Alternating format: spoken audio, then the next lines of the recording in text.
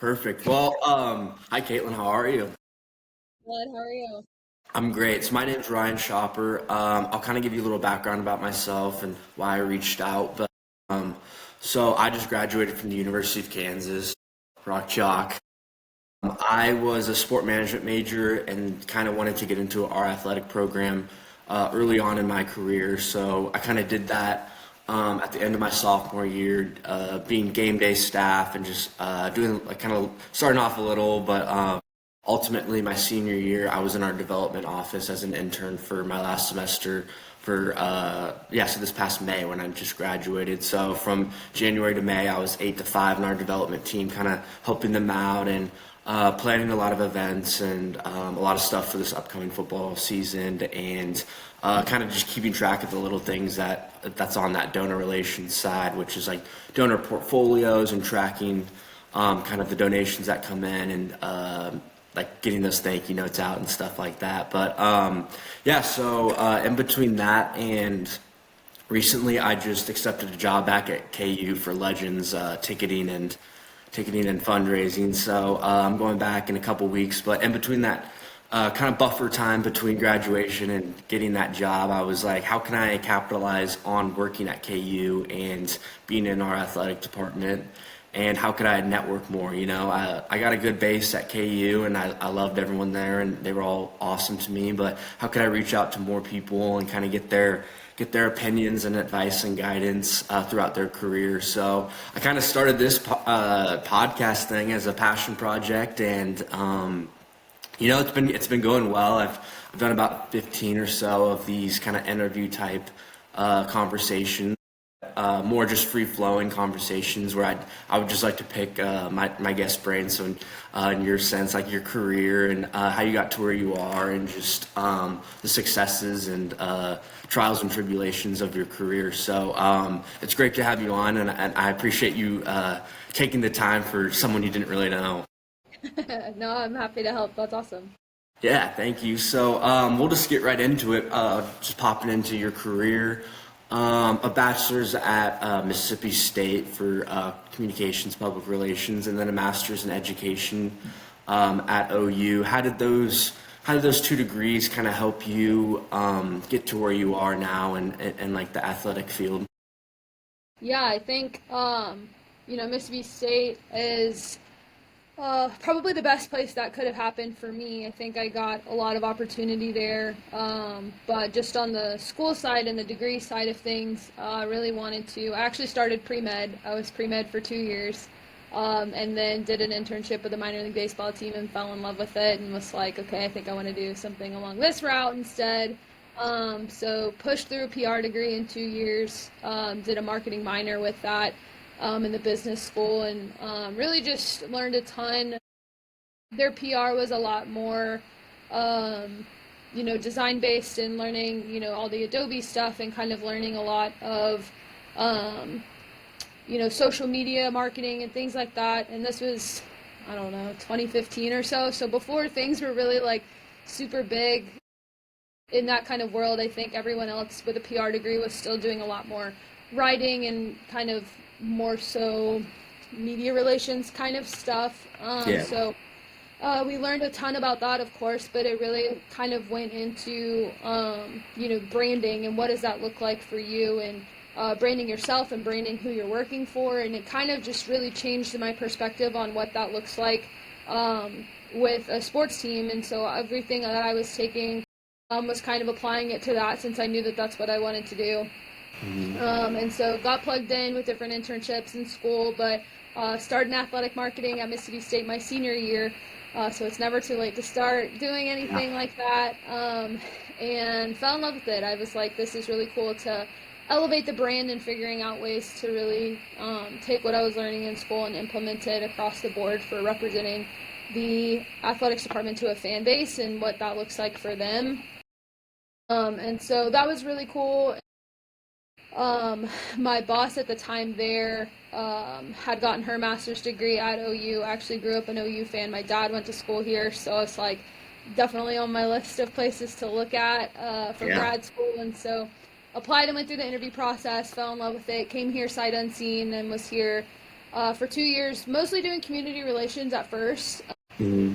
That's kind of what my background was in at the minor league team that I worked for. So using sport and philanthropy together to, again, kind of weave the brand of your athletics department into the fabric of the community and kind of really stretch fan development and what that brand affinity and what that looks like here. So really focused on that my first year, and then my second year got more into the game presentation side of things, just with people coming in and out, and kind of had some strengths there. I actually grew up a dancer, so putting on productions was no stranger kind of thing for me. So I was like, yeah, I'll give it a shot and see what happens. And, kind of went from there. So while I was in grad school, our athletics administration master's program is in the College of Education, which I loved. A lot of people, different schools have it in their business program, or maybe it's kind of within like health and exercise science or something like that, but I really liked that it was within the education program here because we got to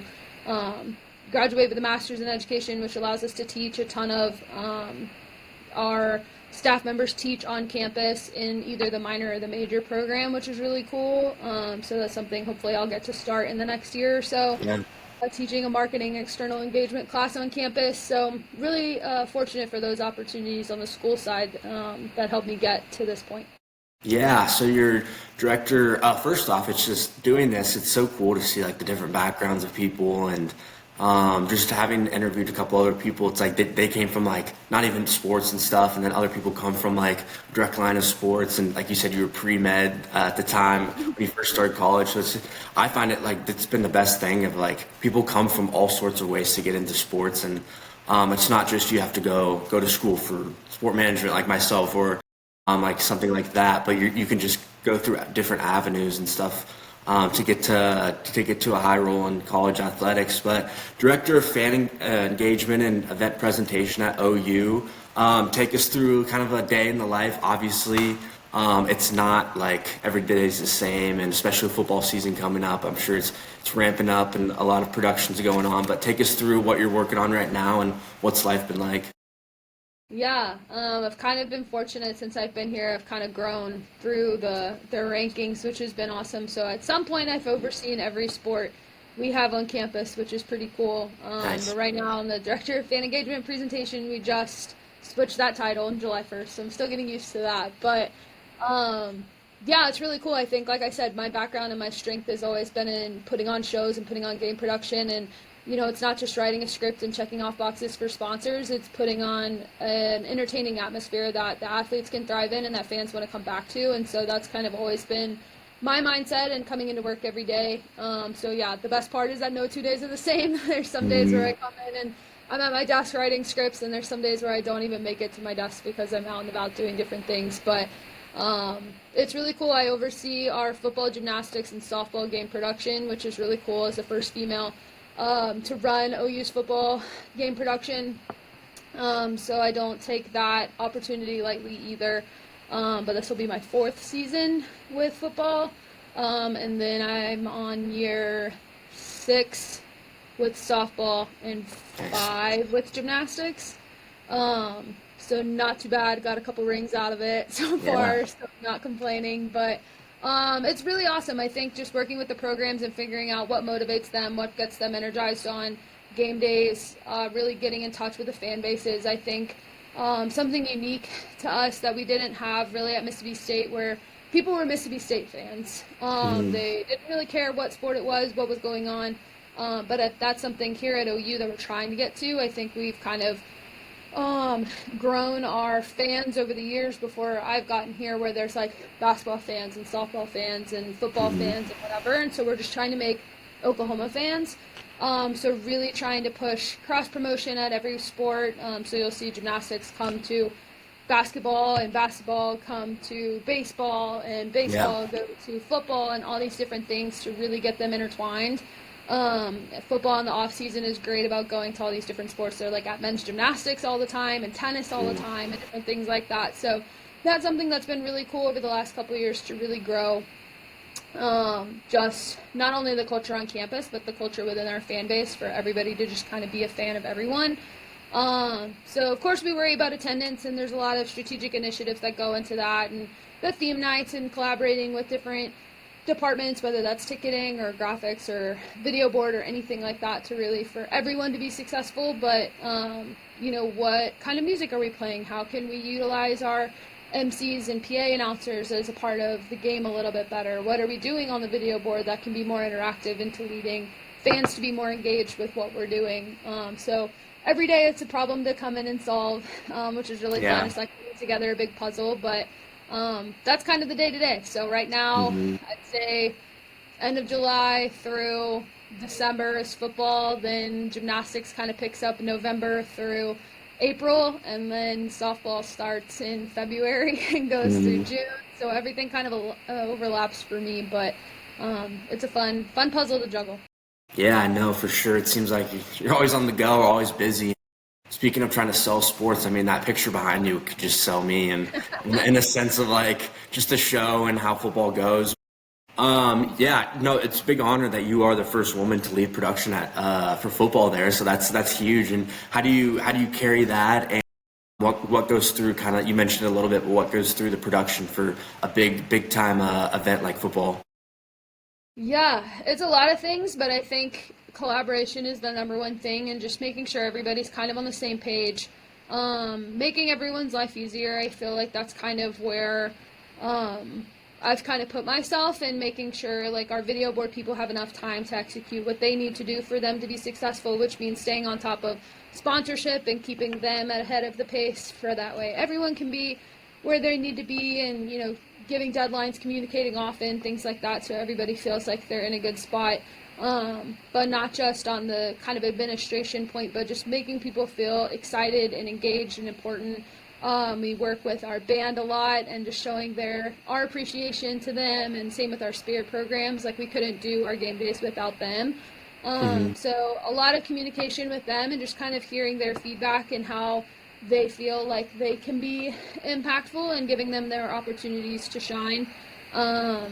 And then, of course, our student workers, nothing happens without them. So making sure, I could think that I'm the best communicator in the world, but if they don't understand what I'm saying, like, none of it matters. So we have a lot of meetings on the front end to just make sure everybody kind of knows what the expectations are, what we're looking for, drawing out maps and timing, and trying to figure out what all kind of works to get everything checked off. But I think where I kind of thrive is just figuring out what all of those elements are, and just kind of connecting people.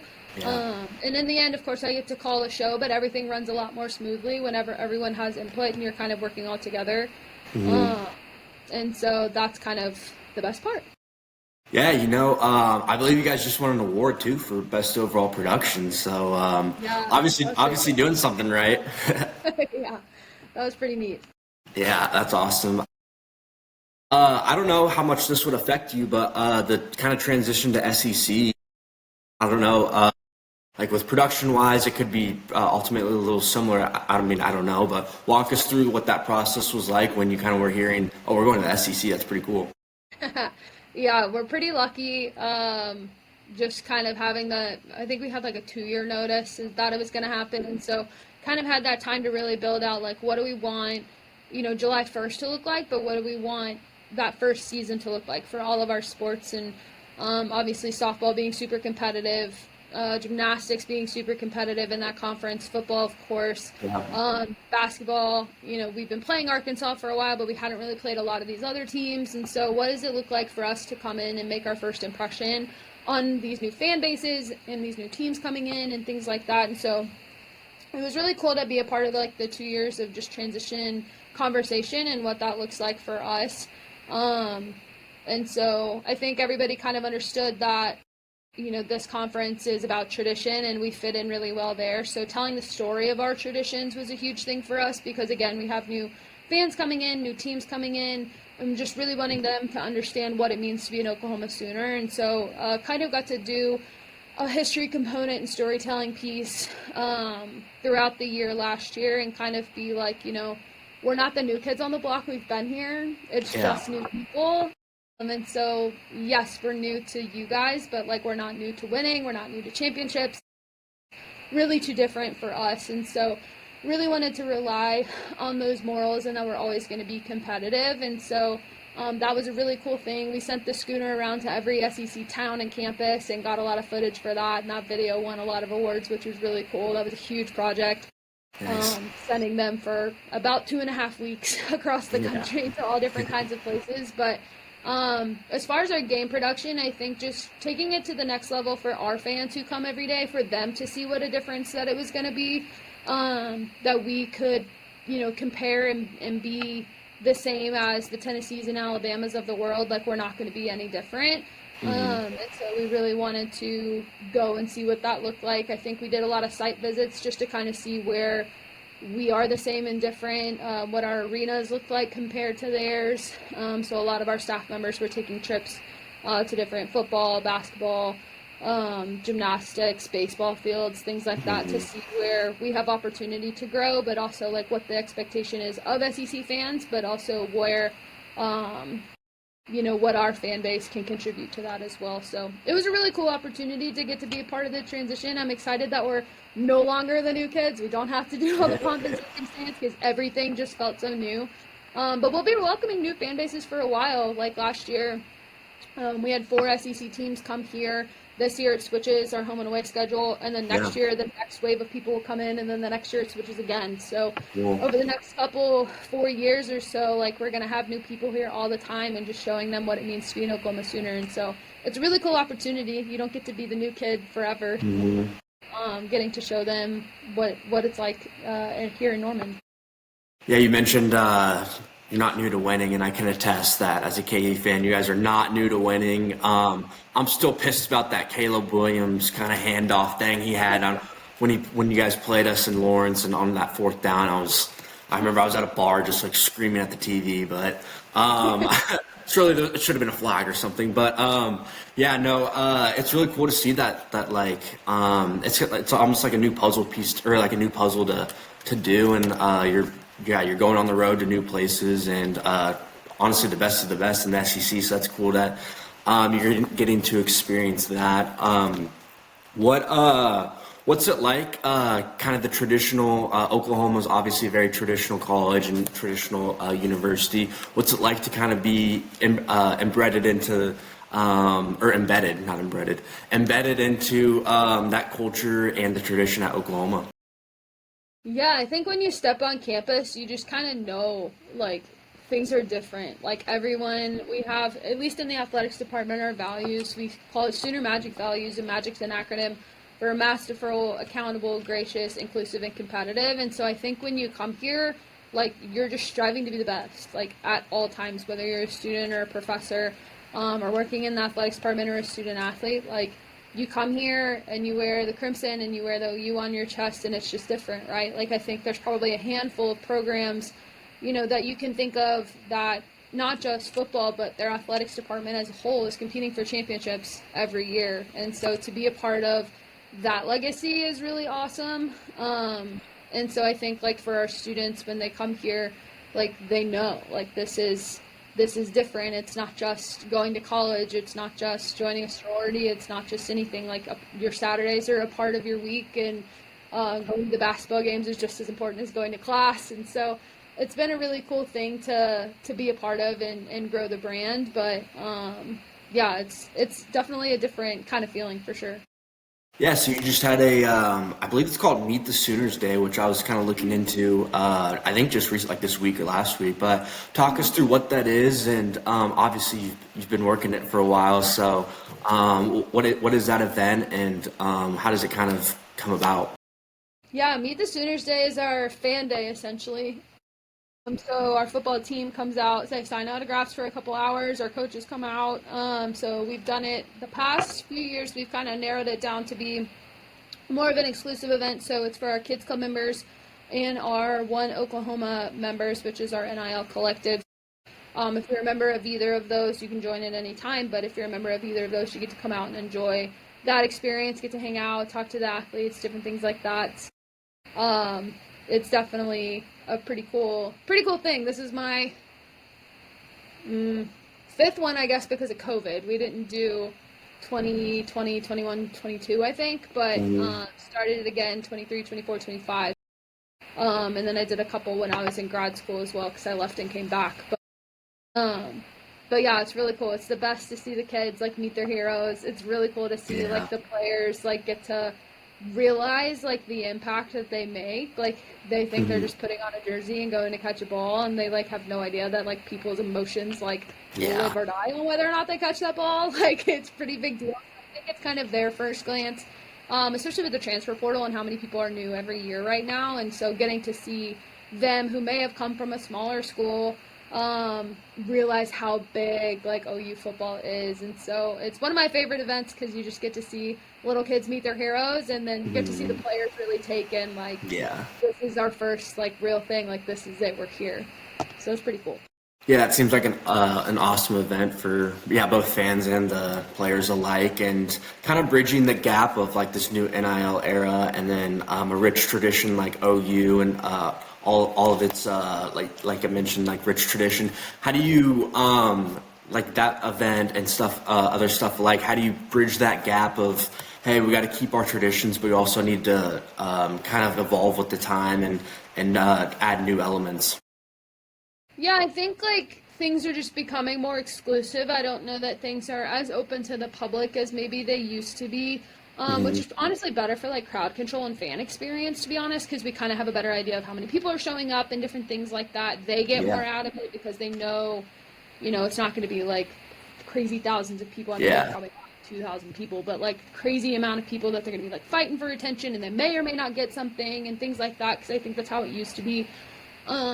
But now we still do a lot of these like player interactive type events and things like that, but it's just a little bit more exclusive, and there's different price points to be able to join some of this stuff, so it's not like we're trying to, tap into these fans and make them go broke to be able to access it, but Mhm. um, it is just kind of part of it. Like their time is valuable to them, and so they want, to feel like they're kind of getting something out of it too, which is great. But yeah, a lot of them just love to do it. I think they find value in just being a part of the community. I haven't seen like anyone that's like, I'm not gonna go because we're not getting paid. Like it's something that they're excited about doing. So Yeah. I think that's really special for sure.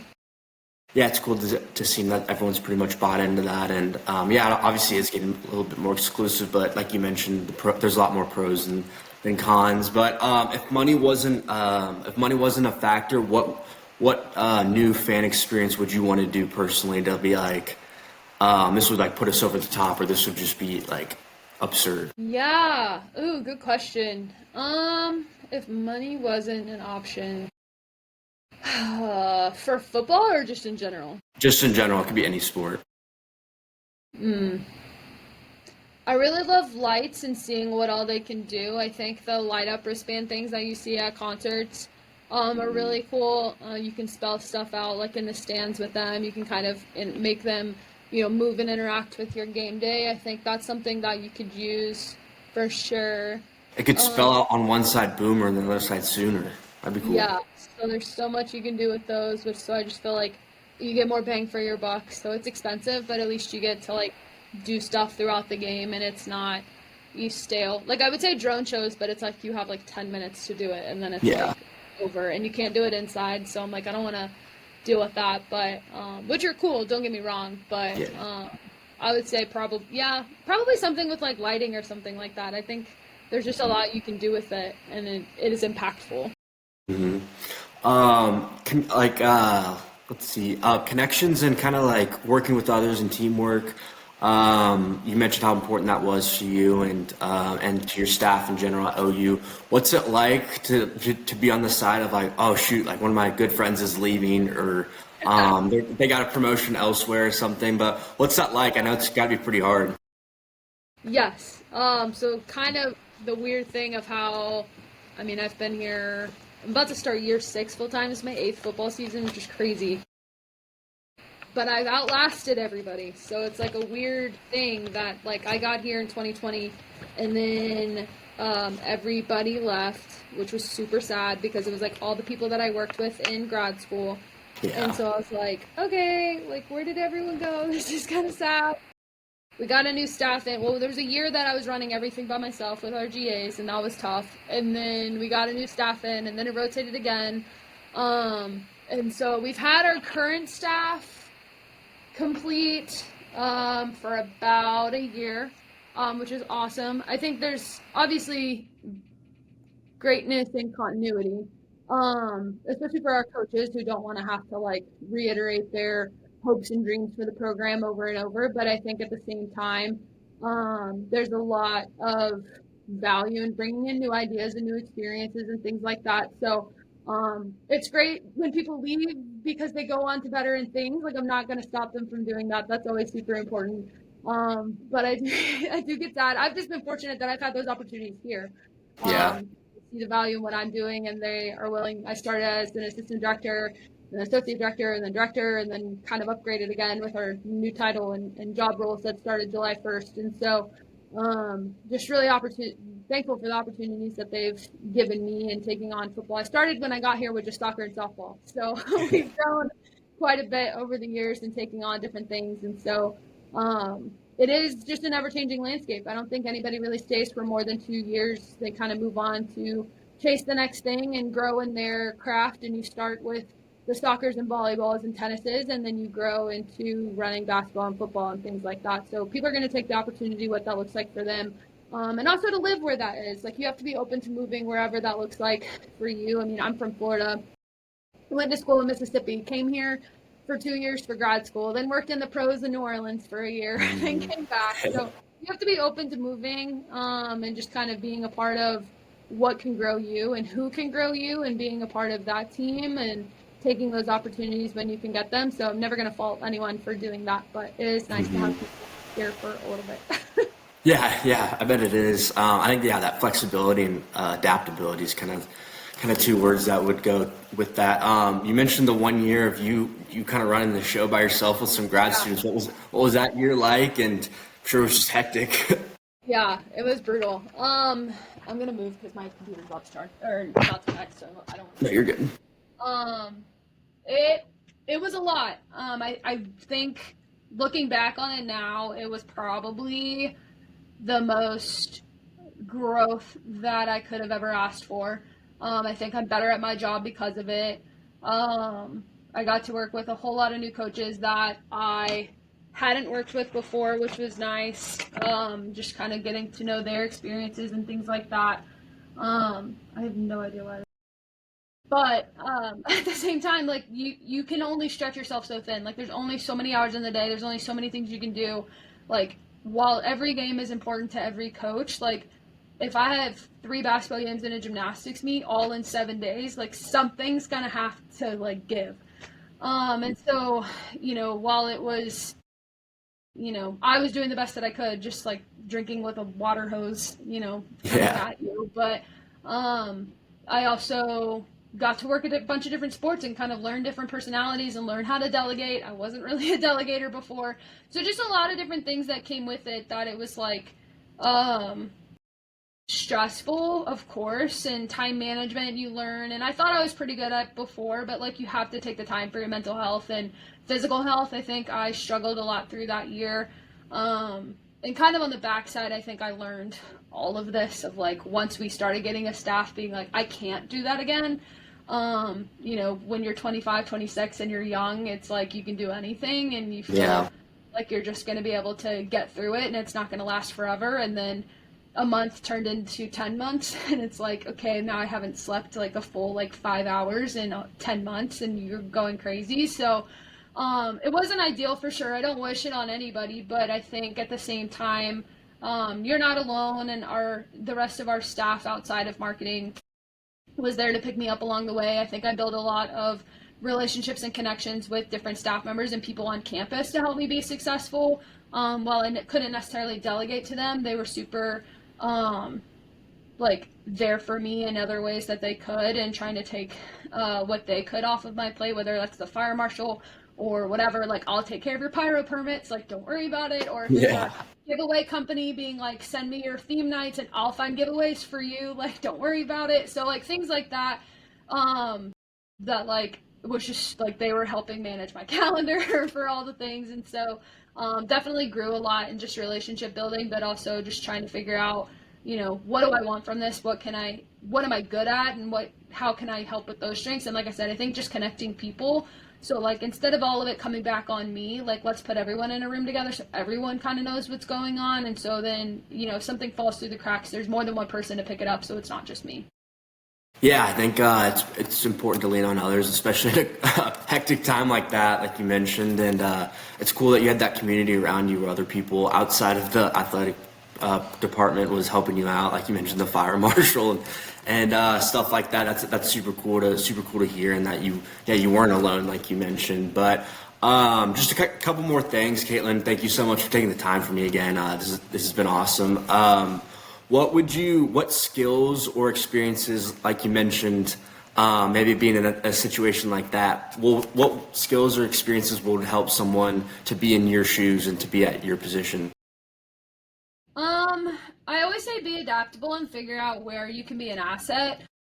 Um, and that's different everywhere you go and with every staff that you work with. Like if somebody doesn't know, like isn't their strong suit isn't scripting, or their strong suit isn't research or advertising or whatever that looks like, figure out how you can be helpful to everybody, because you got to plug the holes. Everybody has their strengths, and so if someone doesn't have that, figure out how you can help with it. And so that's always one thing that I say. But at the same time, I think in the game production space in particular, really just think big picture. Like it's more than a script, and it's more checking a box, and it's more turning the lights off and on, and it's more than running a video, and it's more than things being on time.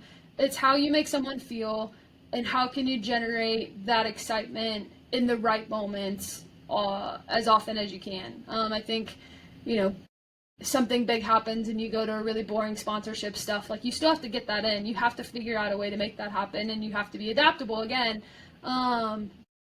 But if you have the right relationships with your sponsorship team, they're going to trust that you're going to get it in, and they'll be willing for you to blow it to the next break and keep going, because that's what is needed in the moment for the game. So if you have those relationships and you're adaptable like that, and you can think big picture, and figure out how you can impact the game, whether that's you controlling the fans or you controlling the atmosphere with the teammates and whatever's going on there. I think that's just think more big picture, and think more than just like, here's the script that I wrote, I'm not going to change from it, we're going to go through this exactly how it is no matter what's going on. Like if something calls for it, like blow it off and go. Like it's going to be awesome. Like I think pitching changes in softball is like one of my favorite things, because you rattled the pitcher so much that their coach had to go out there. Like instead of being like, okay, sponsorship stuff, I'm like, nope, full send volume, go with the video board, get the phone flashlights out, like let's freak it out even more. Like that's awesome. So just really figuring out how to like look at things even bigger picture from the game presentation space. That's my biggest advice for people in this role for sure. Yeah, no, that's awesome. And noted, if I'm ever in a position like that to say F the sponsorships, we're going big on it. So last question here, from your first internship in sports that you mentioned earlier to right now in this very moment, where have you seen the biggest growth in yourself, and where do you see down the line yourself going? Yeah, I think the biggest growth is just confidence. I think I had a lot of imposter syndrome in the beginning, and just not really sure about the career change, at least at first, and kind of like my heart was in the right place, but I didn't feel like I knew enough to be able to make decisions or anything like that. And I had a boss at the first internship that I have. Her name's Donna Kirby. She's the best, and she would always just be like, well, if I wasn't here, what would you do? And it used to frustrate me till no end. And I was like, well, I don't know. Like, that's why I'm asking you. Like, I don't know. So she's like, well, if I wasn't here, what would you do? And so I would tell her, and she's like, okay, then go do that. Like, trust your gut, go with it. Yeah. Like, you're making the right decisions. And so even still, probably, gosh, I think up until that year that I was the only one here, like, I was afraid to speak up, but that, my experience maybe didn't matter as much as someone else's, or I was the youngest in the room, or I was the only girl in the room, or whatever the situation, but I was scared to like give my opinion, that it wasn't going to matter, that nobody would really listen, and all of that was just narratives that I made up in my head. No one ever made me feel that way. Like, people here are great, there's no like sexism or anything, but like for me, it was just like, for some reason, I had put that pressure upon myself that like, why doesn't my voice matter? Like, I should speak up. And so, lucky along the way to have some pretty fortunate and high-ranking, administration that would be like, well, what would you think? Because they knew that I was scared to talk. And so they would give me the floor to be able to give my opinion, which was awesome. And so Yeah, that's cool. now I don't really think about it. I probably give my opinion more than I should. But I think that's one thing, just finding my voice and figuring out, like, I do belong here and I have something to bring to the table, and my experience is just as qualified as everyone else's, and so there's no reason to not go for it. So that's probably the biggest thing that I've learned from step one till now. There was the second part of your question, though. I can't. Yeah, where do you see yourself going? Oh, gosh, I don't know. I think for me, I always want to impact the fan experience. Like, I think staying in the external side of things would be awesome. I really want to be a sport administrator and work with a team and a program and kind of help them be successful. Part of my new role starting this summer, I've taken on the sport administrator role for our Spirit program, so our cheer and dance teams. So I'm really excited to take that first step with them and just kind of, look into their budget, look into their academic assistants and their physicals, and making sure that they're taken care of and supported and feel like they have, the value that they bring to us, like they actually feel it. So I'm really excited about that. And to be a resource for them in any way that I can, and hopefully that leads to opportunities as I continue to grow in the future. But I don't know, it's such a weird thing because you grow up like having all of these goals, and it's like in the next 5 years I want to do this, but I think for so long I've been so like future minded that I haven't been very good at living in the present. And so that's been something the last couple years that I've really tried to change my mindset on and look to opportunities and figure out where I want to grow. Of course, like I said, I want to move into a sport administrator position, and my bosses were able to make that happen for me, and again find opportunities for me to grow here, which has been awesome. But I don't want to look too far into the future that I don't enjoy the growth in the moments that I'm having right now. And so for someone who is always goal oriented and had the vision boards and had all these things, for me to like not do that anymore has been really hard. But I think there's so much happening every single day that I have to really just take a step back and like live in this moment, teach my kids and these interns that are the future, and like let them see a strong female lead and what this looks like, because we do have a pretty strong female internship program, which is awesome. But really showing and being the example for them and showing up as my best self, which means, taking the time, living in the moment, doing those things. And so I find more value in that than really chasing after a title or a goal. I've worked every sport. I've won championships, which is awesome. So there's nothing really that I'm like chasing after anymore. I've worked in the pros. I've worked in college. Like I've done kind of everything. So I think now I just get to enjoy it, which is kind of the best part of it. Yeah, no, that's awesome. And I have no doubt that, you seem like a great leader and seem like a great person to lead those interns and kind of that next generation coming up. So, Caitlin, I thank you so much. This was awesome. And I can't wait to share this for not just women in sports, but also just everyone that's looking, or anyone looking to go into like fan engagement or that administrative side, because you seem like a great role model and great person to go to for guidance and advice. I appreciate it. Thank you for reaching out and letting me share a little bit about myself. And if you ever need anything, let me know. No, for sure. You have a great story. Thank you so much for taking the time today, and I appreciate it a lot. Sounds good. Thank you so much, and congrats on your new role. Good luck with football season in your new stadium. Yeah, thank you. Yeah, I'm pumped. I'm fired up to start selling it, we have phase 1 and then phase 2 will be done next year. So, I'm excited. I'm not going to say easier, but it should be a lot more off my shoulders that's there. I don't know. I start in 2 weeks, so we'll see how it goes. But thank you. I appreciate it. That's going to be awesome. Good luck. Yeah, thank you. Thank you so much again for this. This was awesome. Thank you. Awesome. Have a good day. Yeah, you too. Bye. Bye.